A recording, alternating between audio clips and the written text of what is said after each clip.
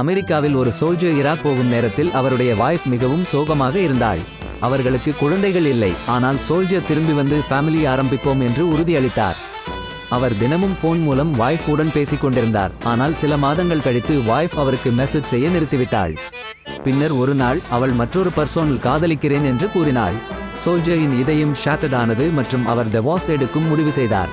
அவர் வீட்டுக்கு திரும்பிய போது வாய்ஃப் தான் பிரெக்னன்ட் என்றும் குழந்தை வேறு ஒருவருடையது என்றும் கூறினாள். ஆனால் சோல்ஜர் அவளை போக சொன்னார். அந்த மாதங்கள் கழித்து வாய்ஃப் திரும்பி வர ஆசைப்பட்டேன் என்று கூறியதும் சோல்ஜர் கண்டிப்பாக மறுத்துவிட்டார்.